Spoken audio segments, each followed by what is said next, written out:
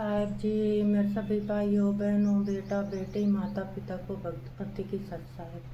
तो आज हम सुनेंगे संत रामपाल जी महाराज की अमृतवाणी में अमृत सत्संग। हमारे पास जब भी टाइम हो हमने गुरु परमात्मा जी के सत्संग सुनते रहना। चाहे हमने पहले कितनी बार ही सत्संग सुन लिया हो, फिर भी हमने सत्संग सुनने के लिए टाइम जरूर निकालना। तो सुनते हैं सभी भाई बहन बेटा बेटी माता पिता मिलजुल करके सत्संग संत रामपाल जी महाराज की सत साहेब जी। या तो उस कष्ट में मर ही जाता है या फिर नास्तिक होकर अपनी ही सूझबूझ से वो धनी होने की चेष्टा करता है, चोरी करने लगता है, रिश्वत लेता है, मिलावट करता है और ज्यादा कर्म बिगाड़ लेता है। तो परमात्मा ने स्वयं आकर के एक सतगुरु की भूमिका की और उन्होंने ये यथार्थ ज्ञान, यथार्थ भक्ति विधि और सभी क्रियाएं बताई और सभी परहेज बताए, जो मर्यादाएं हमें रखनी अनिवार्य है भक्त को। तो वो सभी मर्यादाएं भी परमात्मा ने ही बताई। तो सतगुरु परमात्मा ही होता है या फिर परमात्मा का कृपा पात्र कोई संत विश्व में एकाध ही होता है। वर्तमान में एक ही होता है, विश्व में दो सतगुरु नहीं होते। तो कहने का भाव यह है कि जब परमात्मा सतगुरु की भूमिका करने आए थे सन 1398 से सन 1518 तक काशी शहर के अंदर एक जुलाहे के रूप में, एक सिंपल मैन के रूप में अपना दैनिक कार्य करके दिखाया। एक कृत्रिम परिवार था, कृत्रिम बनावटी। वो कैसा था कि परमात्मा सतलोक के अंदर रहते हैं। सतलोक वो स्थान है जिसको गीता अध्याय नंबर 18 के श्लोक नंबर 65 में कहा है कि अर्जुन, तू सर्वभाव से उस परमेश्वर की शरण में जा, उसकी कृपा से तू परम शांति को और शाश्वतम स्थानम यानी सनातन परम धाम को प्राप्त होगा। गीता ज्ञानदाता अपने से अन्य किसी परमेश्वर की शरण में जाने को कह रहा है। तो वो परमेश्वर सतलोक में, शाश्वत स्थान में, सनातन परम धाम में रहता है और वहां से वो चलकर आता है यहाँ संसार के अंदर अपनी ही जानकारी वो स्वयं बताने के लिए। तो इस लीला अनुसार परमात्मा सन 1398 में बनारस यानी काशी शहर के बाहर एक तालाब था, उसका नाम है लहर तारा तालाब। उसके अंदर कमल के फूल के ऊपर आकर विराजमान हुए, एक नवजात शिशु का रूप धारण किया। वहां से एक नीरू नीमा नाम के जुलाहा दंपति थे, उनका कोई संतान नहीं थी। वो प्रतिदिन स्नान के लिए वहां जाया करते थे। जून का महीना था, पूर्णमासी का दिन, सुबह ब्रह्म मुहूर्त में वहां जब स्नान करने के लिए गए तो परमात्मा को वहां कमल के फूल पर एक बालक के रूप में उन्होंने प्राप्त किया, घर ले आए। परमात्मा ने 25 दिन तक कुछ भी आहार नहीं किया। माता पिता जो मुंह बोले माता पिता थे, यानी कृत्रिम परिवार था उनका, वो चिंतित हुए। फिर परमेश्वर की कृपा हुई, उनको प्रेरणा हुई और एक कुंवारी गाय लाई गई। कुंवारी गाय ने दूध दिया। उस कुंवारी गाय का दूध परमात्मा पिया करते थे बालक रूप में। ऋग्वेद मंडल नंबर 9 सूक्त नंबर 1 मंत्र 9 में यह प्रमाण है कि परमात्मा जब शिशु रूप धारण करके एक लीला करने आते हैं, उस समय उनकी परवरिश की लीला कुंवारी गायों के द्वारा होती है। और कबीर सागर के अंदर, ज्ञान सागर में ये प्रमाणित है कि परमात्मा 25 दिन तक कुछ आहार किया नहीं, और तब उनको कुंवारी गाय के सामने लाई गई। कुंवारी गाय ने दूध दिया, उस दूध को परमात्मा पिया करते थे। इससे एक तो ये सिद्ध होता जा रहा है कि हु इज गॉड, परमात्मा है कौन। जो वेदों को हम सत्य मानते हैं, वेद परमात्मा की महिमा से युक्त है, परमात्मा के गुणगान ही वेदों के अंदर लिखा गया है, भगवान का विधान बताया गया है, परमात्मा कैसी लीला करता है, कैसा है, कहाँ रहता है, उसके मिलने की विधि क्या है, ये हमारे सदग्रंथों में प्रमाणित है, विद्यमान है। तो उन्हीं सदग्रंथों से आज ये निष्कर्ष निकल रहा है, ये सच सामने आ रही है कि परमात्मा साकार है। इन वेदों के पढ़ने वाले आज तक हमें निराकार बताया करते थे। तेने खाक पड़ा वेद, अपना जीवन नाश किया प्रभुता के भूखों ने या माया के पुजारियों ने, और हमारे पूर्वजों को डबो दिया, भूत बनवा दिए, पशु बनवा दिए, गलत साधना करवा के। वो भोले भाले थे, ये संस्कृत के बोलने वाले गुरु बने चतुर दिखाई देते थे। उन्होंने सोच लिया था कि बड़े विद्वान हैं, संस्कृत भाषा बहुत जानते हैं, सदग्रंथों को ठीक से जाना होगा, समझा होगा, लेकिन उनको कै खे भी पता नहीं था उन हमारे धर्म गुरुओं को, हमारे सदग्रंथों का, और ना उनका कोई अपना अनुभव था, जिस कारण से इन्होंने सारा ज्ञान उल्ट बता दिया। उस ज्ञान को सीधा करने में हमें कितना संघर्ष करना पड़ रहा है। 120 वर्ष परमात्मा रह गए, चले गए, किसी ने नहीं सुना वो क्या कहा करते थे। वो 600 वर्ष पहले बताया करते थे कि 3 देव की जो करते भक्ति उनकी कदे ना हो मुक्ति, और इसी बात का इतना भयंकर विरोध करवा दिया था धर्म गुरुओं ने। परमात्मा के साथ 100 सितम किए, ऐसे पैर ढाए, कलेजा मुंह को आता है उनकी लीलाओं को देखकर। वो हमारे लिए भटक रहे थे, हम उनके पीछे पड़ गए। तू जुलाह है, तू धारणक है, क्या जाने भगवान के बारे में, तेने क्या पता सदग्रंथों का। जो परमात्मा ने 600 वर्ष पहले वो ज्ञान दिया था, वो लिपिबद्ध कर दिया गया आदरणीय धर्मदास साहिब जी के द्वारा। और आज वो ज्ञान जो भगवान बताया करते थे, आज हमारे सदग्रंथों में जो का तो मिला। तो इससे सिद्ध है कि जो हमारे धर्म गुरु थे वो हमारे सिलेबस से, हमारे दातुन ग्रंथों से अपरिचित थे, बिल्कुल महामूर्ख थे। जो टीचर अपने सिलेबस से परिचित नहीं है तो टीचर नहीं, वो तो महामूर्ख व्यक्ति है, विद्यार्थियों का नाशक है। तो कहने का भाव ये है कि जब परमात्मा 5 वर्ष के हुए, 5 वर्ष की आयु में 104 वर्ष के आयु के एक विद्वान पंडित ब्राह्मण स्वामी रामानंद जी को परमात्मा ने ज्ञान के अंदर पराजित कर दिया।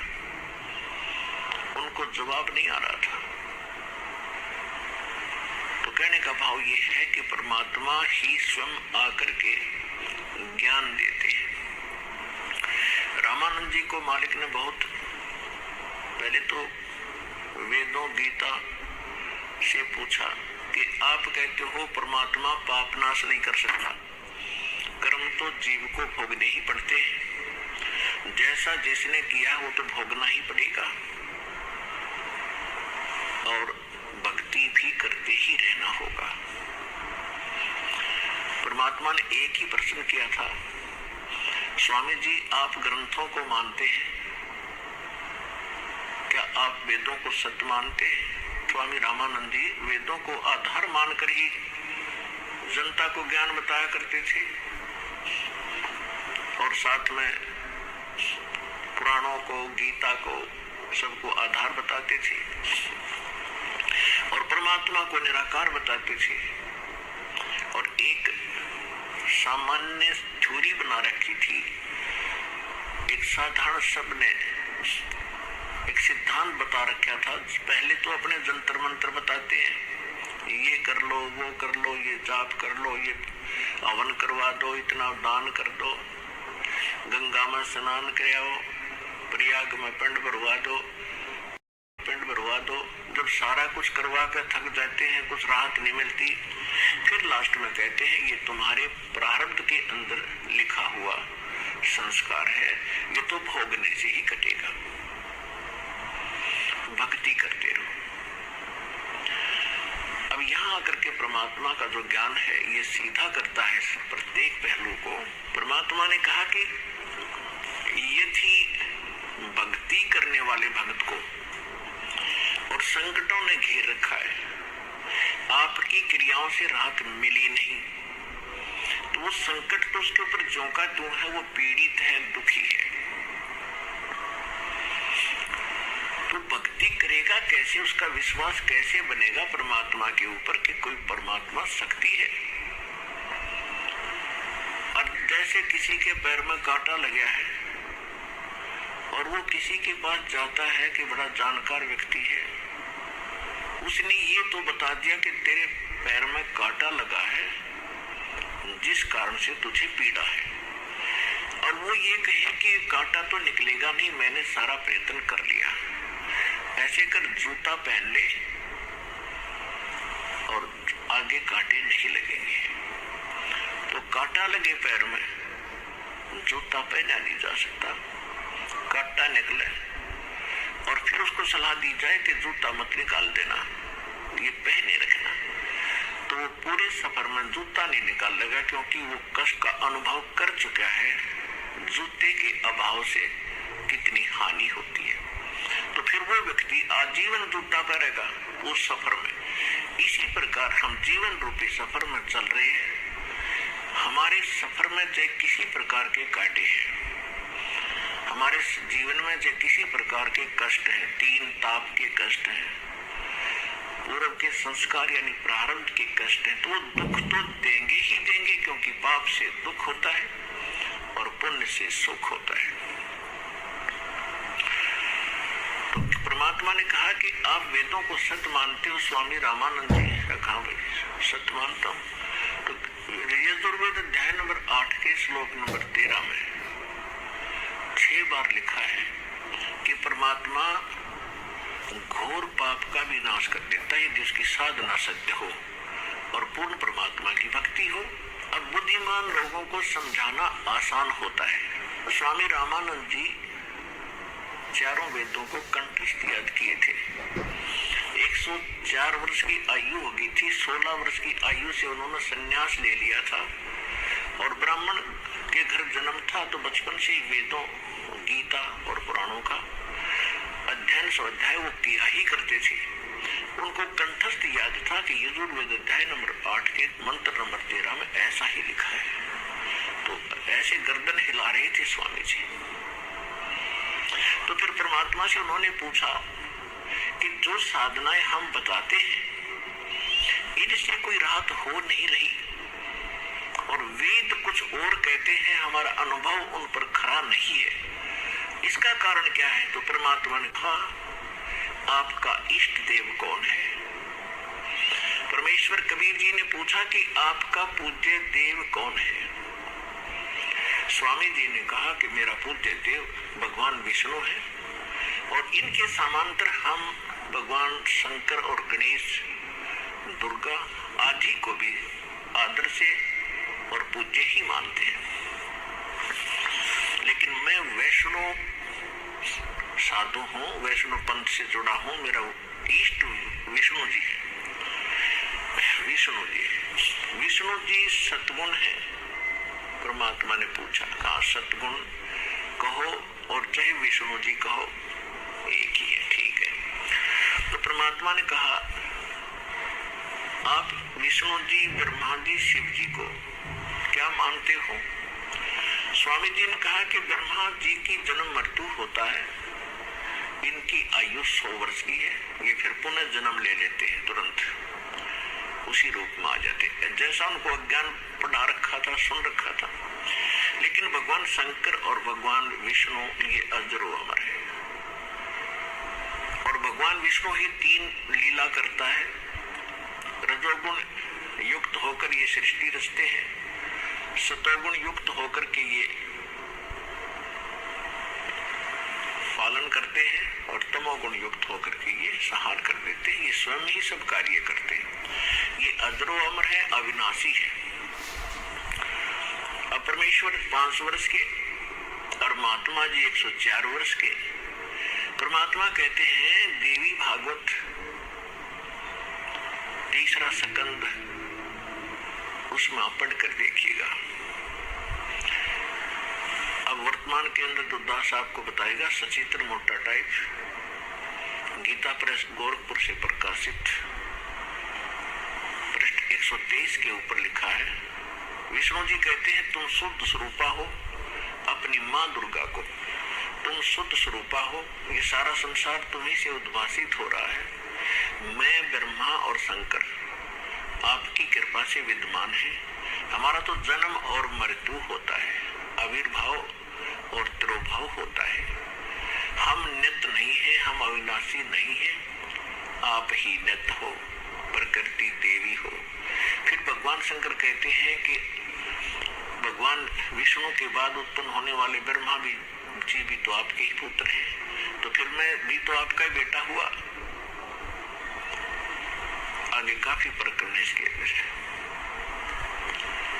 तो परमात्मा ने कहा कि आप कहते हो इनके जन्म मृत्यु नहीं है, अरे इनके देखो ये खुद कहते हैं हम तो जन्मते और मरते, हमारी माता दुर्गा है। और पिता कौन है इनका? वो तो बता ही चुके थे कि इनका कोई माता नहीं, कोई पिता नहीं। तो परमात्मा ने कहा मोती मुक्ता दर्शत नाही, ये जग है सब अंदरे, दिखत के तो नैन जिसम इनका फेरा मोतिया बिंदरे। ये दिखे थे बड़े विद्वान, संस्कृत को याद कर रखा कंठस्थ, सारा 2-2 घंटे संस्कृत में भाषण देते रहते, और कह का पता नहीं तुम्हें अपने सदग्रंथों के बारे में। इसके लिए बताया कि जिसको मोतिया बिंद हो जाता आंखों में, उनकी आंखें बड़ी स्वस्थ दिखाई देती हैं, लेकिन उनको दिखता कुछ नहीं, वो निपट अंधे होते हैं। इसी प्रकार इन ऋषि महर्षियों और इन आचार्यों गुरुओं पंडितों के बारे में कबीर साहब कहा करते थे कि मोती मुक्ता दर्शत नाही, ये जग है सब अंदरे, दिखत के तो नैन जिसम इनके फिर मोतिया बिंदरे। संस्कृत भाषा को बोलते हैं तब तो ऐसा लगता है जैसे बड़े विद्वान होंगे, और जब इनके अंदर की तलाशी ली जाती है, इनसे प्रश्न किया जाता है, ये चौड़े में फेल हो जाते हैं। ये निपट अंधे हैं, आंखों वाले अंधे हैं।